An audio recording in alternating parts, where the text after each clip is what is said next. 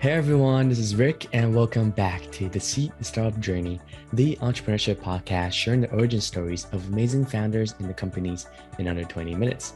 Today, we'll be chatting with James Graham, founder and CEO of Community Phone.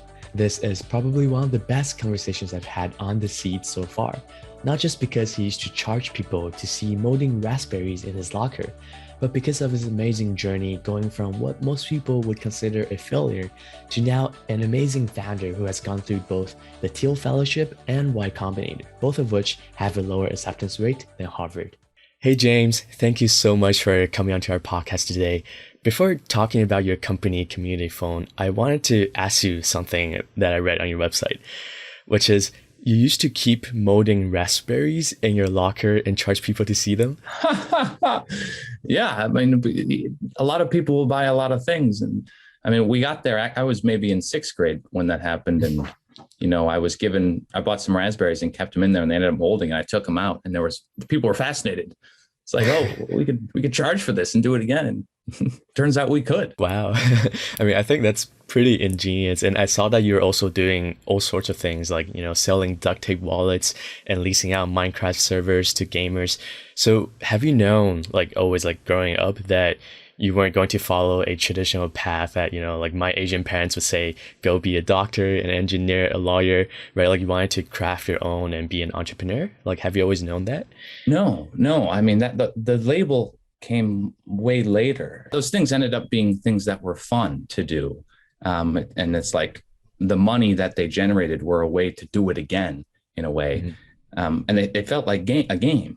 And it kind of has continued to feel that way. And when I graduated, I switched high schools 5 times because I guess so. My whole life at that time was really I'm failing.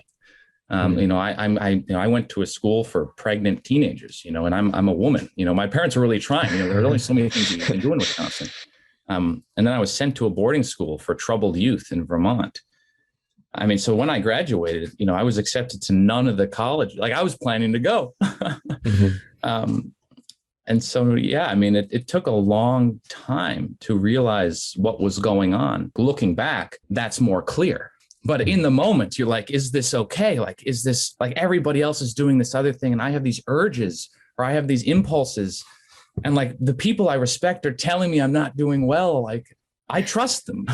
So it must be right. But yeah, it's very hard to, I was forced to not outsource my own definition of success because I had failed tremendously. Yeah. So how did you kind of get out of that bubble, confused state? How did you know what to do next? Yeah, well, you don't. I mean, I was a very scared kid. I still am in certain respects, of course. Fear is very powerful. It knows exactly what it's doing when it grips you.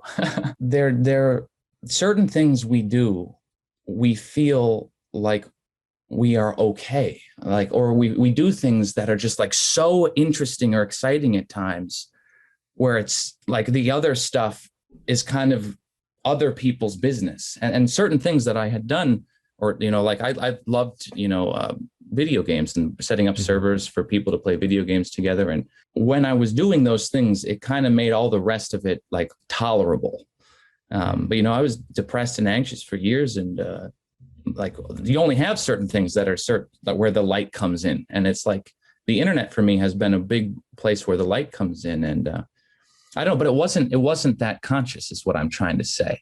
And there's some other faith necessary that just I didn't put myself here. Some divine force put myself here, whatever you want to call it, science, the universe, whatever, is if there's a way to at least stay with it, maybe over time, there are things that I can't possibly predict now with my linear projections of the future, which is how we all project the future with a linear approach. My future will be roughly incrementally better. And again, year after year, when it's really just these massive, really high growth curves. And yeah, I don't know why, but there's some type of faith that goes on too, some type of faith. And then what is it going on in my heart where I feel like a child with excitement? Mm-hmm. And how do I get there? And I don't know. That's kind of a vague answer, but No, I love that. And I mean, it seems like right now you probably found something that you're super interested in, right? Like, can you tell us a little bit more about the company that you're building, Community Phone, and perhaps how it's different from, the giants like AT&T or T-Mobile? Sure. Well, the primary difference is that we are interested in making all of this telephony or these phone companies, which are often how many people onboard to the internet, as accessible as possible. So we're a carrier and we buy wholesale from the companies that you just listed. And when we do that, we can provide much cheaper rates to our end customers. But what's becoming more interesting is, well, all the information that we have across all these customers about who's calling who, what else can be true? And there are interesting answers around spam call blocking. There are interesting answers around services that can be provided to businesses. We live in a country where the majority of business is done via voice, not the internet. Mm-hmm. And nobody's thinking about voice from an e-commerce point of view. And so there are a lot of things that are sort of just beginning to take off. But what we know for certain is that many people have been left out and shut out by big tech or too big tech. And we like being a really easy way for them to get onboarded to the internet generally. Yeah. So how did you come up with this idea? And I guess maybe more importantly, like, why did you decide to focus on this? Because I feel like you always have all these projects and different ideas that you're working on. Why this idea in particular? All of those things are all like, I work on one project at a time. And it came out of a previous company I had started. When I graduated from this boarding school and I had nowhere to go, I moved into my buddy's basement in Western Mass. And, I was supposed to be in college, but like here I am in this basement in Western Mass and we're starting this mobile company.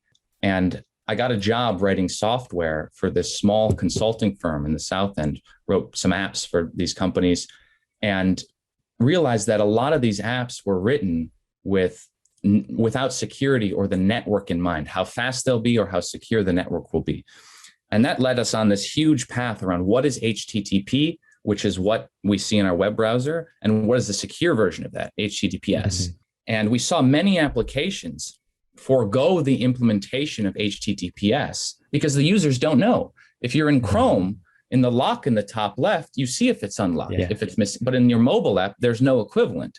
Anyway, we started a company called Caffeine, which was a drag and drop SDK, which was the fastest way to do any type of network from a client to a server. My whole life for the next 2 years became flying around the country to big apps, talking to their product managers and engineering teams, convincing them for like 9-month sales cycles to leave behind like Snapchat, stop using HTTP and start using this thing we made that's closed source. And we're going to charge you for it, but it'll be faster.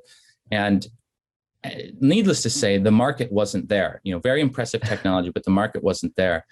And what we learned in all of those meetings, though, sort of affirmed a lot of the assumptions we brought to bear, even if our method of providing benefits was not necessarily through an SDK, we still understood that nobody's thinking about the network. So in fact, if we look at the amount of data that we as a customer, as a consumer, are required to use or buy from our phone company when we use Facebook.com, for example, more than 4/5 of it has nothing to do with what we see. It has nothing to do with what we see. And we see media. We see like heavy data stuff. So what's going on? Well, it's all the third parties in the background, all that are serving ads, that are thinking about your location, that are polling your network and sending data. It's like, that's pretty interesting. Like 80% of this, what I'm buying from AT&T is so a company can serve me ads. That was the initial impetus. Like, I can't believe this is going on. What is going on? Like, why is this industry here at all in the age of the internet? How can we begin to understand that? So that's kind of where it came from. Yeah, it's definitely super fascinating. And I didn't know that was happening before you told me this. And I also wanted to touch a little bit more along your journey of building this company, because I know that you're a Thiel fellow and you also went through Y Combinator, which are probably two of the hardest programs to get into in the startup world. And I was wondering if you could, share a little bit about what those experiences were like and whether they helped you along your journey of building your company. Sure. Well, for the Thiel Fellowship, I was rejected a few times and then I got it. And I got that maybe when I was 19 or so. I'd already had the job in Boston and had started the caffeine. They saw what was going on, everybody, a lot of other people are there from Harvard or MIT, and I'm just a guy toiling away out here, kind of just trying to make something work. And they were one of the first big people to bet on me. I have a lot of love for that group. It was really special. The money is great. They give $100,000 over the next 2 years, which all went to the failed business, right? I use that up, right? It's really helpful stuff though. Money is super helpful if you can get it. The most important thing there was the people, meeting other like-minded people. That was really the valuable thing. I didn't have that really. I had such a fragmented high school experience, and then, didn't have college and was just alone in this massive city. So that was really nice. And for YC, we did their startup school, and we were interested in their startup school because we were interested in discipline, and we'd already started Community Phone at this point. So we started their startup school maybe a few months later, and just wanted a way to hold our feet to the fire. Having to report weekly on revenue growth to somebody that you respect will really force you to consider why it's not growing, right? Mm-hmm. And so that's what we wanted. And we were invited to come and interview after going through the startup school program. And so we did, free trip to SF, right? Maybe we can do some business there. And we did their interview. It's funny, even during my Thiel interview, during this interview, you don't always know they're going well. I thought I bombed these things. I spoke the whole time. It was a very fast exchange. But yeah, that getting accepted to YC was kind of the second time that we had an investor had bet on me in a big way. And Dalton over there was our group partner, and he was the first person to write me a check for equity in any company ever. And that's magical. It's magical. Yeah. And everybody will say, oh, well, that's so expensive, right? You sell 6% or something. It's why, who are you? What is that? You're going to get here, you're going to meet all these people. Don't you want to take the shortest path and every unfair advantage available ever? What you're competing against is the clock, or does the market exist at all? We know Knuth says premature optimization is the root of all evil. And it is. Mm-hmm. It's just funny to see how many people are optimizing for, a percentage of a pie that's worth nothing. But no, that was really special. I highly recommend it for both of those programs. And if you absolutely, I would recommend them to everybody. Yeah. But then you get there and it's oh my God, these people, they're not genius. They're not they're just kind of like me or you. They're just kind of thoughtful, interested people who are yearning for something. And that's even worse in a way, because then it's what have I been doing? What have I been doing with my time? Right? If they're here and at this point, if I'm at this point, what's really going on? And that's why it's productive. That's why it's really helpful, because it forces this honesty. If you're open to it, right? And you can get that in a lot of ways, but great programs. Yeah, no, I love that. And thank you so much for sharing that. And I wanted to dive also a little bit deeper into some of the challenges of building up this community, because I know it's pretty funny. Yesterday, I was actually chatting with the co-founder of T-Mobile, and he told me that in their early days, their telecom startup actually had to file for bankruptcy. Wow. So yeah, so I was now they just bought Sprint. Yeah. Yeah. So I guess for you, were there any specific failures that you could share with us? One of the big ones was that my co-founder was a friend from my childhood, and he's no longer with the company. And that was excruciating in its type of pain. And you think the business is going to die, that's half of the company, right? It's oh my God. And so, and after that, I just, the weeks become easily more than 100 hours. You're doing all the fulfillment, all the customer support, taking calls in the middle of the night. So that was a really intense time where we thought oh my God, we're going to die. Or I'm going to die, literally myself. Another point would be we got our first 100 customers by, we tried so many things. We printed out bookmarks and would go to the Barnes and Nobles and put the bookmarks in books that we thought our customers would be looking at. None of these things work. Hundreds of bad ideas like that. So we just started taking a table out to the streets of Boston or Milwaukee I see $50 of MRR walking through my house right now. It's like these people are all over. And I wonder, so we took this table out and we got our first 100 customers by standing there and promising them that we weren't selling solar panels, but your cell phone plans. Let me talk to you about that. And, we got, detained by the police a few times. And, eventually we came around because we promised to give them lemonade, and, whatever. But we ended up through that experience finding a way to sell through retail stores without paying rent, where we would take over the building. So like in the middle of Harvard Square, like an old Starbucks building.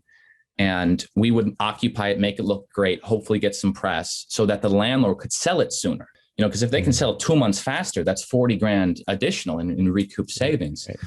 And that was our model. So like, that's really what we applied to YC with, like getting that idea, like that arbitrage, basically. Our business was, we are going to do this all over the country.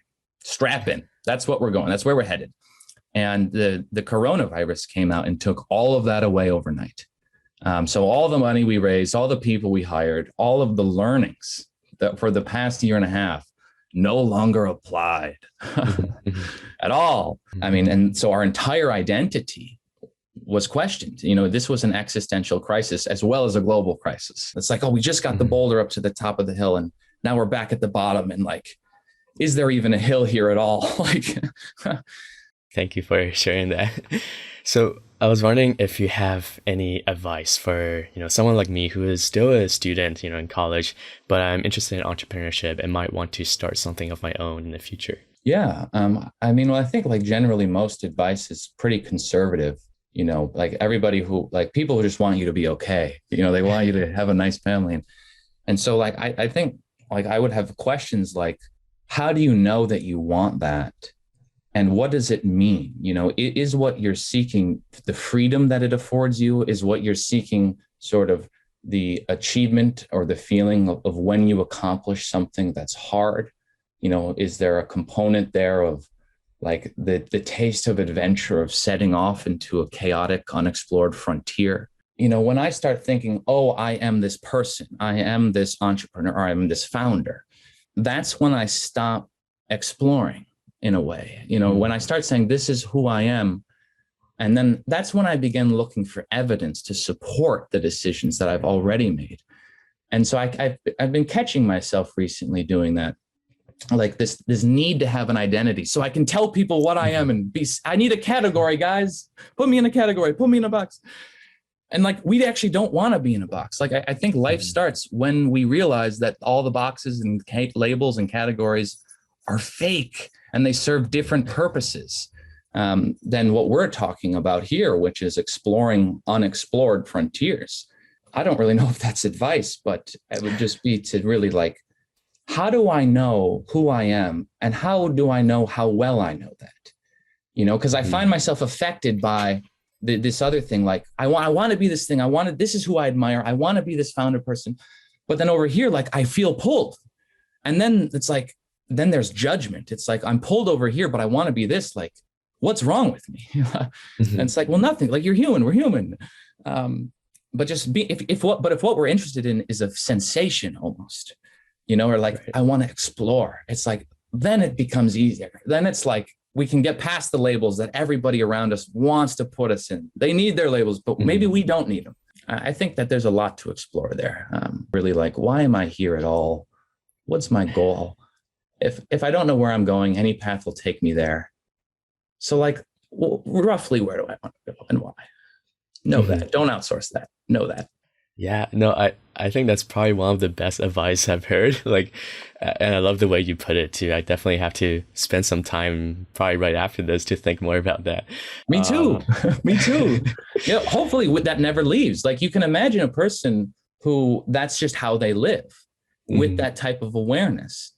And I imagine that like the first time we ask that question sincerely, it's going to be really scary if you're doing it right. Yeah.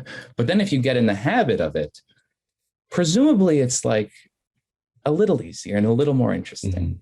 Yeah, for sure.